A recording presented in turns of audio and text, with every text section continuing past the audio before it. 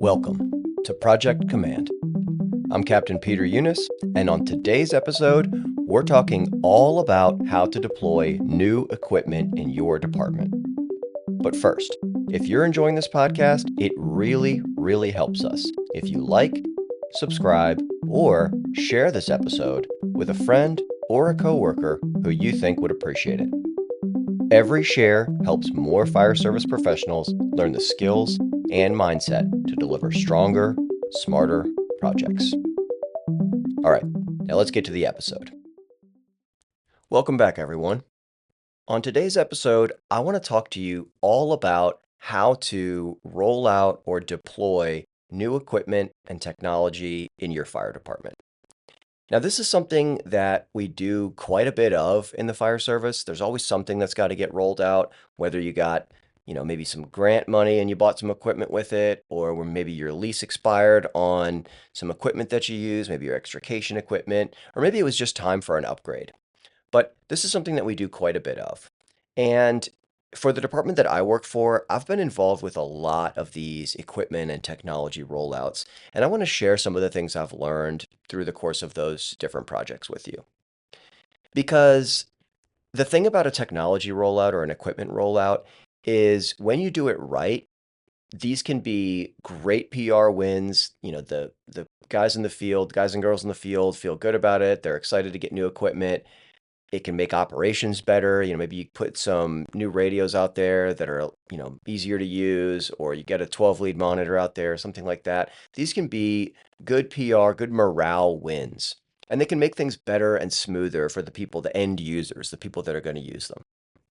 But when we do these wrong, these can cause a lot of frustration, a lot of questions. You get a lot of emails. Maybe you get some things that get broken because people didn't use them correctly, didn't charge them, didn't take care of them correctly. So can give you some headaches downstream, but also there's a safety element with this, especially when we're talking about life safety equipment. Maybe that's radios, thermal imaging cameras, masks, you name it. Anything. I mean, there's a lot of life safety equipment obviously involved in firefighting. And when we push new equipment out and we don't do a good job of training and communicating on that, there definitely can be some safety and operational risks. And there's also the concept of technical debt, which is something I want to talk to you about. Technical debt is a fancy way of saying the stuff that didn't get done on a project. And technical debt kind of builds on itself, just like any other kind of debt. So let's say you have a project to roll out new thermal imaging cameras, and maybe you don't update your SOG and you don't log in all the thermal imaging cameras that you reclaimed after you put out your new ones. That would be called technical debt. And what tends to happen in a lot of departments is you get a bunch of projects that don't get fully finished. Maybe they get 90% of the way there, but they don't get 100% of the way there. And what you end up with is a pile of technical debt from a bunch of different projects. So the next thing you know, your administrative people have, 6 or 8 SOGs from 3 or 4 different projects that are, need to be updated. Logistics is calling you because they can't find 2 or 3 of the thermal imaging cameras that were supposed to be picked up. And you're getting a lot of questions because you didn't push out a training video. And so this is an example of how technical debt over the course of projects can build up, and it just tends to slow down other work that you need to get done. So that's just another thing that can happen when we don't do these technology or equipment rollouts the right way. So safety and operational risks we're going to see. We might see technical debt build up. We might see frustration from our end users, which is our firefighters. So just a bunch of reasons why we really want to take the time and do this right. So how do we do it right? Well, let's get into the first step of a technology rollout. And the good news is the first step of a technology rollout is also one of the first steps on pretty much any project you're ever going to do. And that is to determine what the requirements are. Now, recall from previous episodes, when you build your scope, like the work that you need to get done specifically, you really need to collect requirements from stakeholders, from your project team, from your project sponsor, anyone that you think might have information about the project. You collect those requirements, and the requirements are the specific elements of the work that have to get accomplished in order for us to consider the project a success. Now, I want to talk about thermal imaging cameras a bunch on this episode because that's actually a project that I'm working on right now. I'm working with the battalion chief of support services and our logistics folks to push out a bunch of new thermal imaging cameras we've got for our whole fire department. And we have a large department, 23 fire stations, 650 sworn members. So, there's a lot that goes into that. And so requirements are things like where specifically do these thermal imaging cameras need to go? Which stations, which ones are going to which units? Because you got to keep track of these. So different serial numbers are going to different places. You got a spreadsheet you got to put together to keep track of what's going where. The requirements are things like, do we need to provide more specific training on this particular thermal imaging camera, or have we done enough? What's the timeline? Is there a specific deadline that these thermal imaging cameras have to get rolled out on? Is there a date we need to get them out by? Or is it just whenever we get a chance? And then are there any SOGs or policies that are going to need to get updated as a part of this technology rollout? So those are examples of requirements that we have to figure out for the rollout. So think about that, like what are the specific things that have to get done? If you jump into that time machine and you go to the end of the project and you look back on it, you would say, okay, yeah, we got all the things done. We put out an SOG on this. We put out training on this. We have a spreadsheet so we know exactly which units were taken to which thermal imaging camera units were taken to which apparatus. So we know exactly where things are. We have all of the accessories that go with them. That's the charging mount, the cord, the user manual has been given to everybody, et cetera, et cetera. So step number one, you need to collect your requirements. And that's, like I said, that's going to be pretty much standard for any project that you do. You need to know the specific elements of the work that have to be met in order to consider it a success. So we get all our requirements, and if you want to, take it to the next level, you can put all those together into a scope, or maybe you don't think that's necessary. But now we have our requirements, so we know the technical details of how this rollout needs to go. Which brings me to what I call the 4 pillars of equipment rollouts. And those are communication, training, documentation, and safety.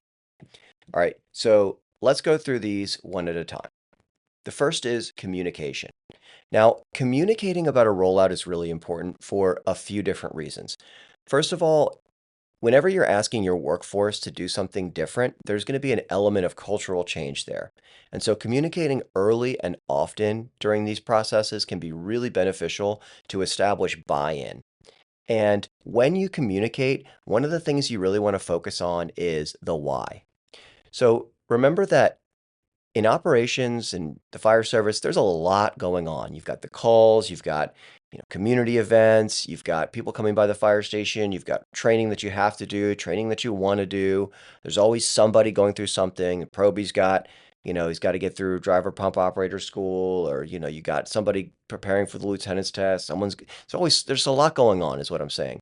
And so if you're asking people to throw another thing on the pile, you really need to explain why. Why are we using new thermal imaging cameras? Why are we switching to a new kind of 12 lead monitor? Why are we switching radios? Why is there a new policy or a new system for this thing?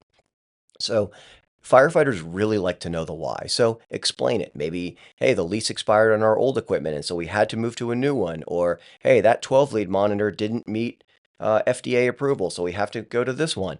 So just help firefighters understand why this change is happening. And the other thing that you want to accomplish with that communication is establishing familiarity with the equipment. So first you let people know that it's happening, then you let people know the timeline. Then of course there's going to be communication surrounding the training, which we'll get to in the next section, but you're establishing familiarity with the equipment that's coming. And when you do this, I like to try to communicate this over multiple different touch points. Now, touch points are just mediums that the communication goes out across. So email is a touch point, your department newsletter is a touch point, station visits where you talk about it is a touch point, talking about it at your officer in-service meeting is a touch point. And the reason I think it's important to send it out across multiple touch points is you never know what people are focusing on. Like maybe people are, not going to read the department newsletter, but they will read their email or whatever. And so putting it out across multiple mediums just increases the likelihood that your target audience is going to see the message and internalize it. So with this communication, and really any communication, be mindful of which mediums you're putting it out across. And just be deliberate about that so that, because think back on Communication 101. You have the sender, which is the person giving the information, the receiver, which is the person receiving the information, and the message. So it's not just about you talking to the end user. You have to focus on the message. And part of that is figuring out how people are going to hear that message. Okay, so communicate early, communicate often, let people know when it's happening and why it's happening. Okay, let's jump to training. Now, whenever you're pushing something out, you need to determine, do we need to train on this? And sometimes you will, and sometimes you won't. And, for things that you might not need to train on, if are buying a piece of equipment and maybe it's exactly the same as the old one, it's just a slightly different model. Maybe you just want to put out, something on Target Solutions, a little one-sheeter, and you'll call that good. Or maybe you're rolling out a new 12 lead monitor and it's, you had Zoll and now you're moving to the LifePak and it's a totally different, brand of equipment and you need people to use it right, obviously, because lives depend on it. So that's an example of something you'd want to do a lot of training about. So figuring out, do we need to train and how much we need to train is really, really important with this type of project. And you don't have to make this decision on your own. In fact, you shouldn't make this decision on your own. This is where we need to consider our stakeholders. Now, a critical stakeholder on any equipment or technology rollout is going to be your training section or your training coordinator or your training officer. And the reason it's important to loop them in is because, first of all, they may have already trained on this recently. Maybe you're rolling out a new thermal imaging camera and maybe the last department-wide training they did was on that. And maybe they'll say, hey, listen, I think we actually covered this, pretty thoroughly in this training. So maybe we just do, a video and that should be sufficient based off of the training we've already done on it. So consult with your training folks to figure out how much training they think is necessary. And then you're going to want to run that by your project sponsor, the person who authorized the work. Say, something to the effect of, hey, this is the conversation I had with training. They feel like this is appropriate. Do you agree? So just make sure that you establish or that you get that buy-in rather from your project sponsor to make sure that they're comfortable with the level of training associated with the equipment that's coming out. And it may be necessary to talk to whoever, is in charge of your operations section. Maybe that's your ops chief or an assistant chief. Just run it by them and make sure they feel comfortable with it, particularly when it's safety equipment. Now, the other thing to think about with training is there's a lot of different ways that you can train people. And of course, we all kind of understand this. There's the video, there's an email with maybe an attached PDF, there's in-person training. Maybe you have your battalion chiefs go station to station and do like a little, question and answer session about it. There's a bunch of different ways that you can train and make people aware of technology or equipment that's coming out. So pick the one that you think is most appropriate for your project. And that'll be decided by how much training do they need and also how much time do you have to get this done. So sometimes you have a very tight timeline to get equipment rolled out in. And if that's the case, you might need to think about ways that you can get it done more quickly. So maybe, you have a central hub of training where people, engines come out of service or trucks come out of service and you provide that training. Or maybe you even just record a video and you send that out. So consider how much training they need and what your timeline is. Now, the last thing I want to say about the training side of this is from a project management perspective, this is going to be a really critical dependency, meaning that it has to be done before other things can be done. And it's probably going to take the most time. So you really want to take the time to figure out what's going to be specifically required from a training perspective and how long it's going to take. And of course, how long it's going to take is directly linked to the way that you provide that training. Is it in person or is it virtual?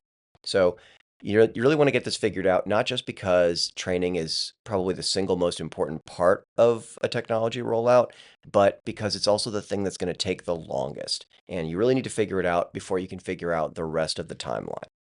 And one more quick thing I want to say about this is you want to try to figure out what is an acceptable threshold for getting this training done. So if you have a huge department and you say, hey, we're not going to move forward with our rollout until 100% of our people have had in-person training, that may not be practical. So, especially when you think about, people are on vacation, you've got people on light duty, people on extended injury leave. So, work with your stakeholders, that's your safety section, your training section, and maybe the ops chief to figure out what's an acceptable threshold of training that we need to meet before we can roll this out. And maybe it is 100%. Maybe if it's a safety thing, maybe it is 100%. But have that discussion with your stakeholders and figure out what an acceptable threshold of training is before you can roll this out. Okay, now let's talk about safety. So, safety and training are very closely related. Mainly because if you don't do a good job of training people on new life safety equipment, then there's a safety risk. But beyond that, when it comes to the safety of a technology or equipment rollout, this is all about risk forecasting. Now, risk forecasting, again, just a fancy way of saying you sit down with your project team and your stakeholders and you think about all the things that can go wrong. And really important, this is a really important thing for any project, but especially with equipment rollouts. And things that can go wrong aren't always safety. You can have somebody doesn't use the equipment right, it gets damaged, et cetera, et cetera. But having some time set aside at the beginning of a project to sit down with the people who you think are going to be relevant for this discussion and mapping out the things that can go wrong can be really beneficial to ensuring that those things don't go wrong. So we don't need to belabor the point and go on and on about this, but the point I want to make here about safety is whenever you're rolling out new equipment, at the very least, you're going to want to consult with your safety section or safety officer or whoever is in charge of safety, broadly speaking, for your department. And the likelihood is that they're either going to be a stakeholder or a project team member for any kind of an equipment or technology rollout.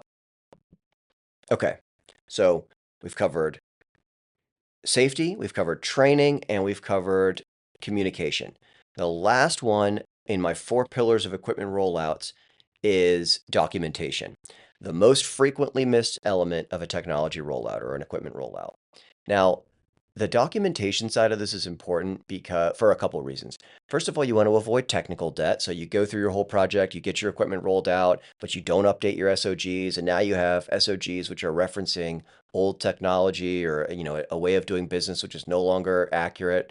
That's not good for safety reasons, it's not good for liability reasons, and it's just technical debt that you want to avoid. And beyond that, this is just part of running a professional project is if you change something, you have to make sure that your department's documents change with it.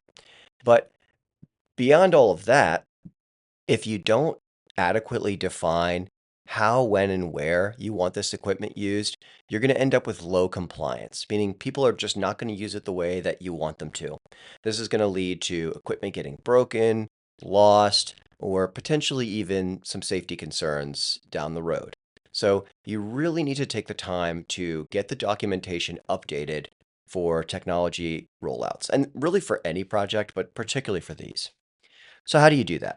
Well, the first thing that you're going to want to do, and I like to do this early on in a project, is assign somebody to do a review of your department's policies, SOGs, whatever, department documents, and just flag all of the SOGs or policies that mention the equipment that's being impacted. So if you're rolling out new Bluetooth technology, you're going to want somebody to review and flag all the policies that talk about radio communication or anything related to that. So just go through and identify. Now that actually is a huge step because it gives you a sense of how much work needs to be done from the document perspective. Maybe they go through and they say, hey, there's not a single policy that we have that addresses thermal imaging camera use. Okay, well, now at least you don't need to update anything, but you are going to need to draft a new SOG or policy. Or maybe they come back and they say, hey, there's 10 SOGs that govern this, this in some form or fashion. Okay, well, that's a lot of work updating and reviewing. So just good to know at the beginning. And the last thing I want to say about this is that when it comes to drafting new SOGs or just even updating new policies or SOGs, I like to do it collaboratively. And so how I'll do that is I'll assign a small group of people on my project team as call it whatever you want, documentation or SOG review or whatever. And then you take that document and you share it. So you put it in a Microsoft Word document and you share it with everybody. And that just allows you to work on it collaboratively, which I've found speeds things up and it makes sure that you don't miss anything. So you just end up with a better product overall. Okay, so quick recap here. We started our equipment rollout by collecting our requirements. So what's the timeline? Where does it need to go? Do we need to get training done, et cetera, et cetera. And then we started with our communication. So we communicated early and often. We made sure that we explained the why behind this, and we made sure that we explained what the process is going to look like so we don't lose buy-in. Then we ensured that we've provided adequate training. We made sure that that training was delivered in the right way, so virtually, in person, what have you. The next thing we did was we identified all of the documents that are going to be impacted by this, and we began the process to update them. And then we ensured, lastly, that all of those things together created a safe environment for this technology rollout. And we've verified that by checking with our various stakeholders, training, safety, etc. So now we've gotten through the rollout, we've come up with our plan, we've pushed it all out, we've taken whether it's thermal imaging cameras or whatever, and we've taken it to all the places that they need to go. So let's talk about what we do after that. So this is where quality auditing or testing comes in. So this is such a critical part of rolling out equipment, and it's something that we tend to miss. And so what I mean by that is we need to do some sort of a verification so that we know that the way we wanted this to be rolled out or deployed is how it happened. And so what I like to do is the first step is to figure out how much do we need to test. So let's take Bluetooth for an example. We finished our Bluetooth project some time ago and we paired all of our radios and SCBAs so that, you could talk straight into your mask and it was, Bluetooth connected so that it came across your radio.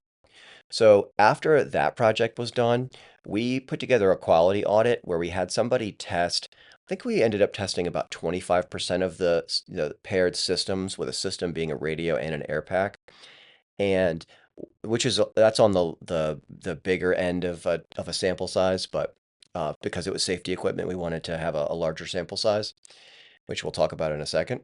And so that entailed somebody going around and checking, does the system automatically pair when you turn the radio and the air pack on? Does it take less than 30 seconds for that pair to happen? Is the communication clear? And then also, does the person using it on that day feel comfortable using the system? So whoever, let's say we tested the Engine 6 A seat system. Does the person riding in the Engine 6A seat know how to use the system? So just 2 or 3 questions. Of course, this is all anonymous. And then what this allows us to do is to say, okay, let's just say we tested 75 systems. And out of those 75 systems, 70 of them turned on exactly correctly, paired the way they were supposed to, and the person knew how to use the system. And 5 of them, we ran into this problem, and this problem. Well, now we have a pretty good sense of what we need to work on in the next phase of this project, or as this project turns into a program, what are some things that we're going to have to shore up? Is it lack of familiarity, in which case maybe we need to do a little bit more training, or is there an issue with the technology itself, in which case maybe we need to bring some SMEs in, subject matter experts? So that's kind of an example of what quality auditing and testing looks like. And so a general rule of thumb, if you're trying to figure out how big your sample size is, I know I said I did a larger sample size in the Bluetooth project, but generally speaking, I like to aim for about 10% of the total units deployed. So if it's thermal imaging cameras, which it's a little bit different with the testing, item to item, you're going to have to test them differently. But let's say you rolled out 100, units. You're going to want to test approximately 10 of them. And another way to think about this, and this is something that they do in the software world, is it's the square root of the total number of units. And bear with me, I know nobody likes math, but square root is what number times itself equals, your total test units. Meaning, if you have 100 units that you rolled out, what number times itself equals 100? Well, 10 times 10 is 100. So we would need the square root of 100 is 10. So we would test 10 of those units. So to keep it simple, just aim for about 10%.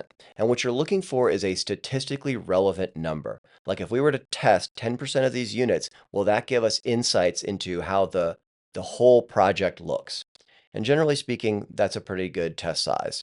Remember that testing too much or testing everything can bog down the project, and testing too little just gives you non-actionable information or, potentially just useless information. So you want to pick the right sample size, and then you want to put together those results and you want to actually do something with them. Doing a quality audit doesn't make much sense if you're not going to act on the results. So once you get the results, take it to your project sponsor, discuss what that means. Hey, we tested this many systems and this is what we saw. And figure out together with your project team and your project sponsor what the corrective action needs to be, if any. Now, the last thing I want to talk about on today's episode is just some basics on fire department testing. And because this is um, such a challenging topic, honestly, I'll probably do a full episode on it. But just in broad terms, when you test something in the fire department, I like to break it down into alpha and beta testing. So, alpha testing, generally speaking, is much more informal, and it's basically just you and your project team take the equipment or the technology and you just kind of use it in a bunch of different situations or circumstances just to try to get an understanding of how it works, what some of its limitations are, the things that typically go wrong, when this thing fails, what does that look like? And the documentation that I'll typically do for alpha testing is just notes. I'll write down, bullet point notes. Hey, it seems to do this or it seems to do that, or we've noticed this, we've noticed that. And when you get into beta testing, that's a lot more formalized. So that's when you pick a number of stations that you want to test it at. So, maybe we're going to test it at one firehouse or two firehouses, and you come up with safety parameters, which is typically if you're using anything that's life safety, you want to have a backup. If you're testing a 12 lead monitor, a new one, you want to have your old one handy. If you're, so anytime you're testing something where someone's life depends on it, have a clearly established plan B. And so, again, back to the beta testing, you have your safety parameters. You're going to have very specific metrics that you're going to use to track success. So you'll say, hey, we're going to evaluate end user feedback. So how did the people testing it like it? We're going to compare the results of how the system worked with how the old one worked. Whatever your metrics are, that's more formalized, and that's what I would consider beta testing. So alpha testing, much more informal. You and the team are just kind of using the equipment to get a sense of how it works and what its limitations and failure points are. And then beta testing is much more formalized, a structured pilot test or a structured equipment test. And one more practical note on this, sometimes we feel like we have to test everything, when in reality, a lot of times, just based off of, maybe vendor limitations or the limitations of your RFP, there's really only one product that you actually can use, in which case, not much sense in testing it. Unless you're testing it to make sure that it works in your specific department or what they sometimes will call the technology landscape. Does it talk to your other systems? Like if you're rolling out Telestaff or something, will it communicate with the other IT systems that you have in place? Now that testing you might want to do regardless of whether it's the only option available, just because you're going to get some actionable findings, which kind of is a good rule of thumb. Don't test something if you're not going to act on the results of the testing. So just something to think about there. So guys, that's pretty much it. That's the nuts and bolts of an equipment rollout. I really like these kinds of projects. They tend to be shorter. They're one of those projects where you can immediately see the return on investment, and they're just great opportunities to get morale and PR wins from the troops, just giving them equipment that's going to make their life easier or better or more safer. And This is a great example of how project management can really make fire department projects better and smarter. Because if we do this one right, we're not going to have that technical debt. We're going to avoid the frustration that's caused by poorly communicating these rollouts or not providing enough training. And we're going to document them well. And we're going to make sure we get all of our SOGs and policies updated. So just a great way to utilize the project management framework to deliver better equipment for your people. Thanks for joining me for this deep dive into equipment rollouts. If you found this episode helpful, please consider sharing it with a friend or coworker or your next project team. Remember that every share helps more departments learn the mindset and skills to deliver better projects. And if you have a question or a topic you'd like us to cover, email us at projectcommandpodcast@gmail.com. That's projectcommandpodcast@gmail.com. We'll do our best to answer it directly or on air in a future episode. This has been Project Command, bringing command level thinking to every project in the fire service.